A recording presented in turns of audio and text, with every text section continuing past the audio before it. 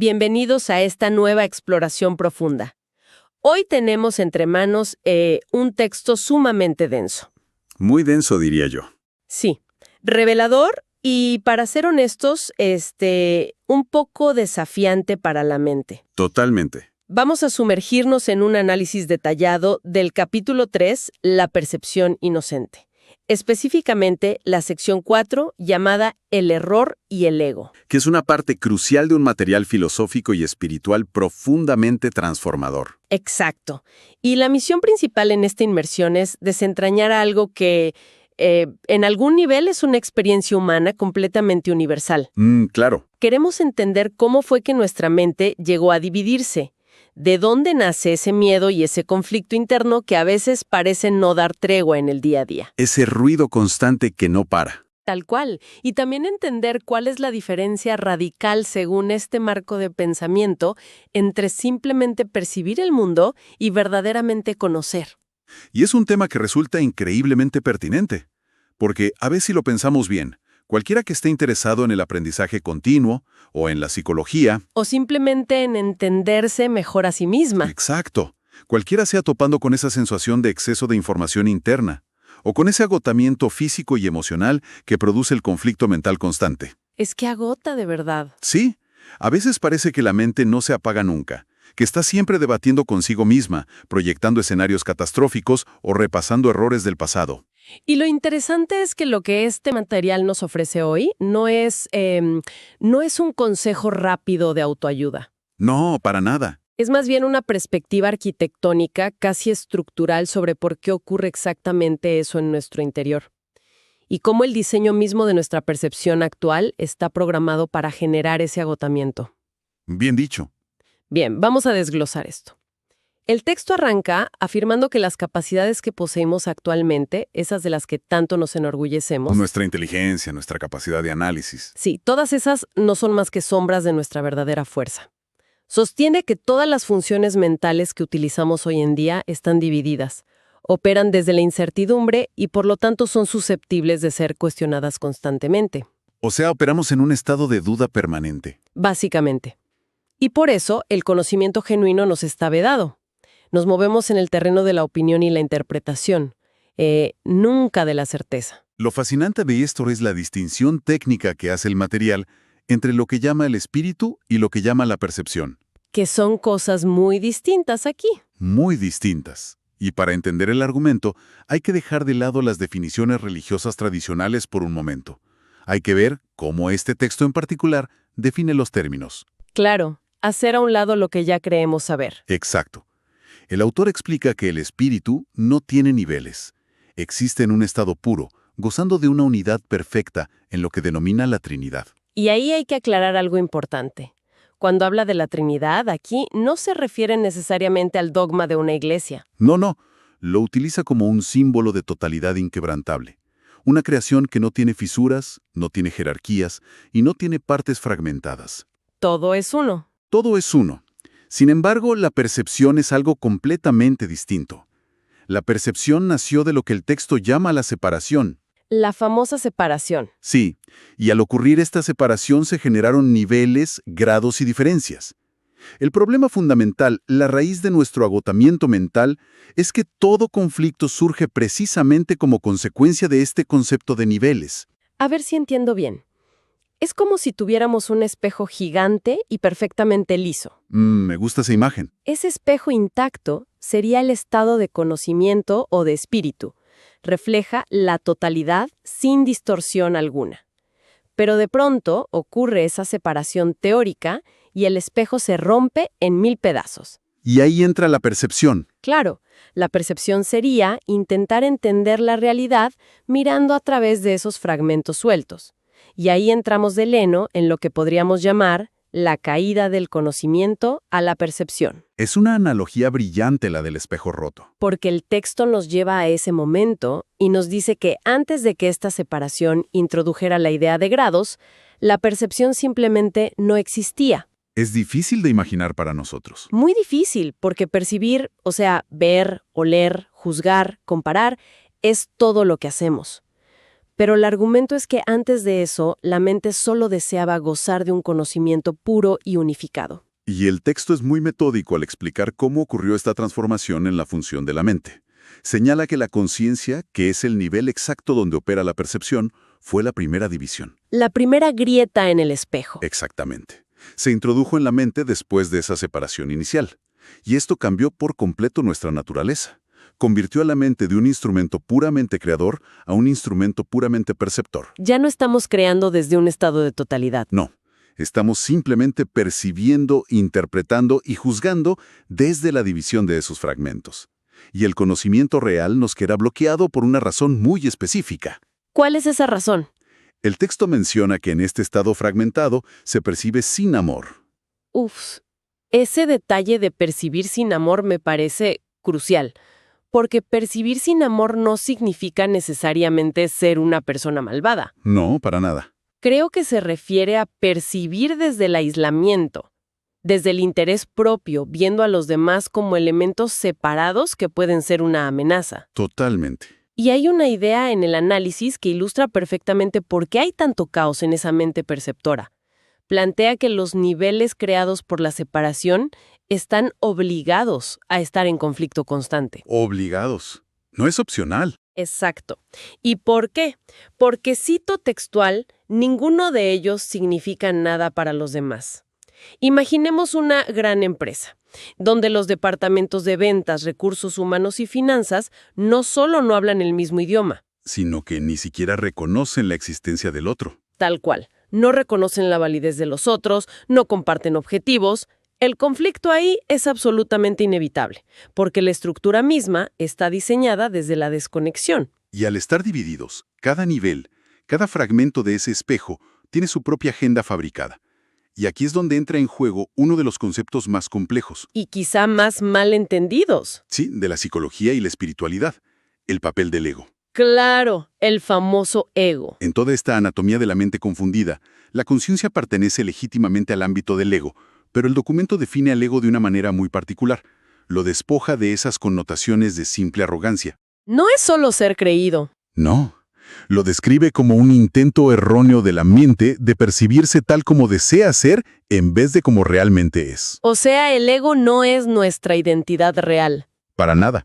Es una construcción, un avatar o una máscara que la mente fabricó para intentar darle sentido a esa fragmentación. Pero fíjate que aquí me surge una duda razonable. Si el ego es solo un intento erróneo o una máscara fabricada, ¿por qué tiene un agarre tan poderoso sobre nosotros? Es una excelente pregunta. O sea, en el día a día, el ego no se siente como un error teórico. Se siente como un mecanismo de supervivencia absolutamente real y a menudo aterrador. Nos hace reaccionar, defender, atacar. Esto plantea una pregunta importante sobre la mecánica del ego, y el texto lo aborda directamente. El ego se siente tan real y abrumador precisamente por su naturaleza. ¿A qué te refieres? El material señala que el ego es el aspecto puramente inquisitivo del ser. Surgió después de la separación. Fue fabricado por nosotros mismos, en lugar de ser creado por una fuente original. Es un invento nuestro. Exacto. Y este es el punto clave. El ego es infinitamente capaz de hacer preguntas. De hecho, se la pasa cuestionando todo. Ay, sí. Preguntas como, ¿me veo bien? ¿Estoy a salvo? ¿Qué piensan de mí? ¿Qué pasa si pierdo mi trabajo? Todo el tiempo. Pero estructuralmente el ego es incapaz de percibir respuestas significativas. ¿Por qué? Porque las respuestas verdaderas entrañan certeza y conocimiento. Y el conocimiento, según este marco, no se puede percibir, solo se puede conocer. Claro. Así que la mente gobernada por el ego es como un motor acelerando en vacío. Hace mucho ruido, gasta energía haciendo preguntas, pero nunca llega a ningún lado porque no puede aceptar la respuesta de la totalidad. O sea que está condenado a la confusión por diseño. Por diseño exacto. Y al estar dividida, al estar haciendo constantemente preguntas existenciales que no puede responder de manera definitiva, esa mente tiene que sentirse profundamente insegura acerca de lo que es. Está en un desacuerdo perpetuo consigo misma. Y si conectamos esto con las emociones de la gente hoy en día, explica muchísimo de la ansiedad moderna. Esa fricción interna hace que los diferentes aspectos de nuestra propia mente se vuelvan extraños entre sí. Y el texto afirma que esta extrañeza interna es la esencia misma de una condición propensa al miedo. Claro, Cuando hay miedo, se abre de par en par la puerta al ataque o a estar a la defensiva constantemente. De hecho, existe una afirmación contundente en el material. Plantea que si uno se percibe a sí mismo de esta manera fragmentada, vulnerable y separada de los demás, Sí, tiene literalmente todas las razones del mundo para sentir temor. es una deducción lógica innegable dentro del sistema que plantea. Si la identidad de alguien se basa en un fragmento aislado, compitiendo en un universo de otros fragmentos aislados. Desconectado del conocimiento absoluto. Exacto. Ahí el miedo no es una anomalía. El miedo es la única respuesta coherente, es la consecuencia natural de la separación. Qué fuerte, pero qué cierto. Pero lo interesante es que el material no nos deja ahí, atrapados en un callejón sin salida de pánico existencial. Menos mal. Aclara que la creación original, ese espejo intacto del que hablábamos, no se ve afectada en absoluto por este error perceptivo. Nunca podremos hacer que nuestras percepciones falsas y nuestros miedos fabricados se conviertan en la verdad absoluta. Entonces, la única salida lógica es optar por subsanar esa separación en la mente. Así es. Entonces, ¿qué significa todo esto en términos prácticos? ¿Cómo opera uno en el mundo si ya estamos metidos en esta ilusión de fragmentos? Bueno, el texto introduce dos conceptos fundamentales: la mentalidad recta y la mentalidad errada. Y aquí creo que hay que hacer una pausa y tener mucho cuidado, para no confundirnos, porque al leerlo es muy fácil pensar que la mentalidad recta es lo mismo que iluminarse de golpe y recuperar ese conocimiento puro original. Es una aclaración crucial, porque solemos irnos a los extremos. El autor es enfático en que no se debe confundir a la mente que goza de conocimiento absoluto con la mentalidad recta. Son diferentes. Muy diferentes. Hay otro término, la mentalidad 1, que sí se refiere a ese estado de conocimiento perfecto sin conflicto. Pero tanto la mentalidad errada como la mentalidad recta siguen operando en el ámbito de la percepción. En el mundo de todos los días. Exacto, en el mundo cotidiano, y por lo tanto implican grados y diferencias. Ninguna de las dos es conocimiento puro. Entiendo. La mentalidad recta debe entenderse simplemente como una herramienta, entonces. Un puente, o más bien el mecanismo que corrige a la mentalidad errada. Es un estado mental que, aunque sigue percibiendo el mundo fragmentado, induce una percepción fidedigna. Comienza a sanar la forma en que vemos las cosas. Para bajarlo un poco a la realidad, imaginemos una situación cotidiana. Alguien va conduciendo y otro auto se le cruza bruscamente en el tráfico y tiene que frenar de golpe. Un clásico. La mentalidad errada, operando desde el ego y el miedo, percibe un ataque personal. Piensa, este tipo me quiere lastimar, no me respeta. Y reacciona con ira, tocando la bocina, generando más conflicto. Exacto. Ahora, la mentalidad recta no significa que de pronto alcanzas el nirvana en medio del tráfico. Sigues percibiendo los autos y la calle, pero corrige el error. Percibe a una persona estresada o distraída que cometió un error. Ofrece una visión más amable en lugar de un ataque. Es literalmente un puente hacia la paz. Y el material describe esta corrección de una manera muy particular. Lo llama un estado de mentalidad milagrosa. Y se le llama así no porque hagas levitar cosas, ¿verdad? No, es porque sana la percepción errónea. Y considerando lo distorsionada que está nuestra autopercepción normalmente, lograr que esa lente sane y deje de ver amenazas en todas partes es en la práctica un verdadero milagro. Totalmente. Y tiene todo el sentido si miramos cómo funciona la psicología humana. La mente es sumamente activa, nunca se detiene, y cuando elige estar separada, está eligiendo percibir de forma ambigua e interpretativa. Y la única forma de escapar de esa ambigüedad agobiante no es apagando la mente. Exacto, sino mediante esta percepción clara, esta mentalidad recta o milagrosa de la que hablas con el ejemplo del tráfico. Al elegir sanar su percepción, la mente se pone al servicio del espíritu en lugar de al servicio del ego. Y hay un detalle reconfortante en la filosofía de este texto. Aunque la mente haya fabricado sus propios niveles de caos y sus ilusiones, nunca puede separarse completamente del espíritu, porque de ahí deriva todo su poder original. Es una red de seguridad infalible. Incluso cuando la mente está profundamente sumergida en la ilusión y el miedo, está afirmando inconscientemente su origen.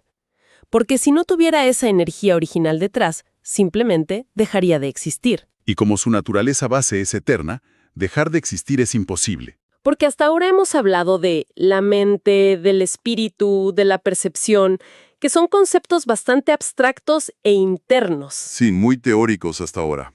Pero de pronto el texto da un giro argumental que creo que es uno de los más radicales de toda la lectura. Y nos toca de manera muy literal a todos. Sí. Nos habla de la creación del cuerpo físico. Ah, sí.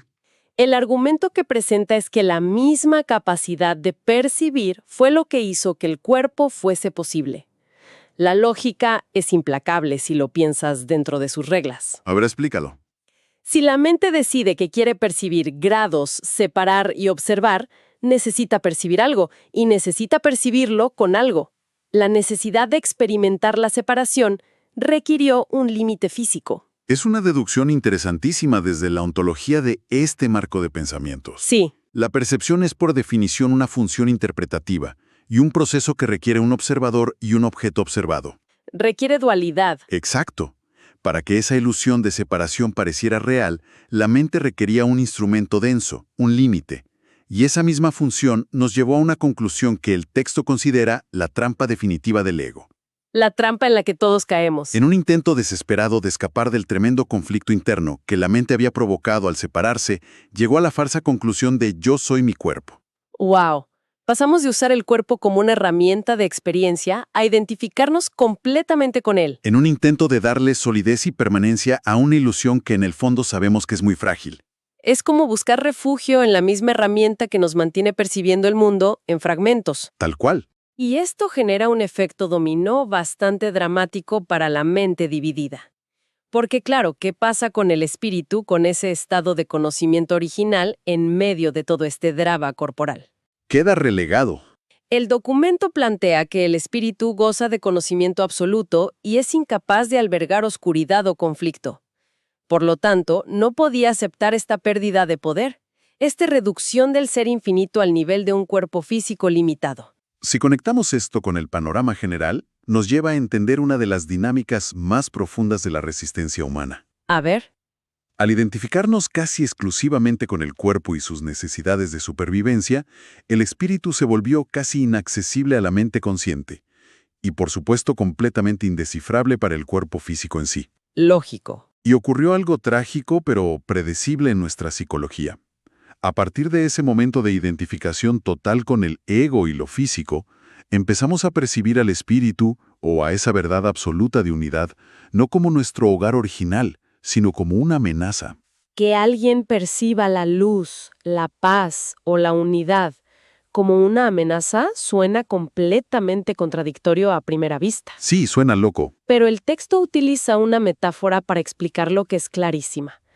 Imaginemos una habitación completamente a oscuras. Ok, La luz disipa la oscuridad, simplemente encendiéndose, simplemente mostrándonos que la oscuridad no tiene sustancia, que no está ahí. claro.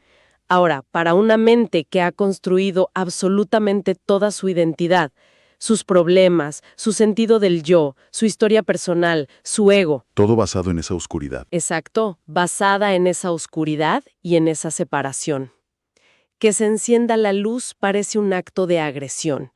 Parece que la luz viene a destruir el mundo que tanto trabajo le costó fabricar. Es el miedo a perder la identidad individual, por muy dolorosa que sea esa identidad. Es aferrarse al dolor conocido. Pero el autor aclara que esto es una ilusión total. La verdad siempre prevalece sobre el error, pero no lo hace mediante un proceso activo de combate o destrucción. El conocimiento nos dice enfáticamente, la fuente no hace nada en términos de lucha, No ataca al ego. solo existe. Lo que nosotros, desde nuestra mente asustada y fragmentada, percibimos como un ataque por parte de lo divino o del espíritu, es en realidad solo nuestro propio y vago reconocimiento interno. El reconocimiento de que el conocimiento jamás ha sido destruido. Es una idea que da muchísimo que pensar. Y para llevar todo este planteamiento teórico hacia una resolución, el documento nos presenta una figura narrativa muy particular hacia el final. Sí, una figura clave. Habla desde la perspectiva de alguien, una voz que se presenta como un hombre que recordó al espíritu y su conocimiento. Y esta figura nos comparte cuál fue el método exacto, la solución práctica para salir de este laberinto de miedo, ego y percepción errónea. Y el método que describe rompe por completo con nuestra idea tradicional de esfuerzo o de lucha espiritual. Esa idea de tener que derrotar a nuestros demonios. Exacto. Este narrador señala que en su experiencia humana, No trató de contrarrestar los errores usando el conocimiento como si fuera una espada para cortar el ego. No se enfrascó en una guerra contra su propia mente fragmentada. Para nada. Lo que hizo fue corregir el error desde la raíz absoluta, ¿Y cómo se hace eso en este marco? uniendo su voluntad a la voluntad del Creador o a esa fuente de totalidad original. Al hacer esto en un acto de rendición completa, simplemente recordó el verdadero propósito del Espíritu. Demostró a través de su propia experiencia lo que el texto llama la impotencia del cuerpo y el poder de la mente. Es decir, el cuerpo no dicta la realidad, la mente unificada sí. Y a partir de ahí la voz del texto nos deja una invitación muy clara. Aclara que no puede hacer el trabajo por nosotros. No puede simplemente unir nuestra voluntad a la totalidad mágicamente. Tenemos que elegirlo nosotros. Pero sí puede ayudarnos a borrar esas percepciones falsas si decidimos poner la mente bajo una tutela diferente, guiada por esa mentalidad recta. Porque, y esto es clave para no sentirnos abrumados, el texto insiste en que son solo las percepciones falsas las que se interponen en el camino. No hay un gran muro inexpugnable. Solo una niebla de malentendidos. Sin esa niebla, no habría ninguna duda sobre qué alternativa elegiría cualquier ser humano. Y para ilustrar cómo opera esta elección en la práctica, el material hace una reinterpretación magistral de un refrán clásico que todos hemos escuchado alguna vez. Sí, toma esa famosa frase que tiene orígenes bíblicos. Muchos son los llamados, pero pocos los escogidos. Uf, ¿cuántas veces no hemos escuchado eso? Históricamente siempre hemos interpretado eso como que hay un poder externo, un juez que selecciona a unos pocos afortunados y rechaza al resto. Y el texto argumenta que hay un tremendo error de percepción, basado en el ego, en esa idea de exclusividad. ¿Y cómo la reinterpreta? Afirma que para reflejar la verdad sin la lente del miedo, la frase debería leerse, en realidad, así. Todos son llamados, pero son pocos los que eligen escuchar. ¡Qué cambio tan sutil pero tan poderoso! Fíjate cómo este simple cambio elimina por completo la idea de que un poder superior discrimina o excluye. No hay escogidos en el sentido de un club VIP espiritual. Los escogidos son sencillamente aquellas personas que toman la decisión de escuchar y elegir correctamente más pronto. Es un cambio de paradigma total. Le quita el peso a la victimización y le devuelve toda la responsabilidad a la mente individual. Nos dice palabras más, palabras menos, no se elige correctamente porque simplemente no se está prestando atención. No se está escuchando la alternativa al ego. Pero al mismo tiempo garantiza que una percepción sana, esa mentalidad recta de la que hablamos con el ejemplo del tráfico, inevitablemente induce a una elección sana.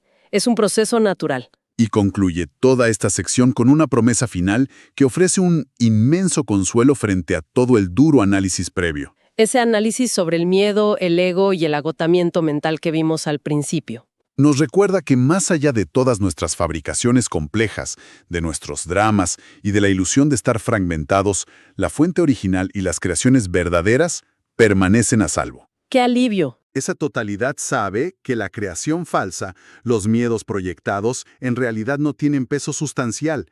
La verdad absoluta no tiene que bajar al ruedo a lidiar con los errores que nosotros nos empeñamos en conservar. Simplemente espera a que dejemos de aferrarnos a ellos. Y el mensaje final para la mente agotada es clarísimo.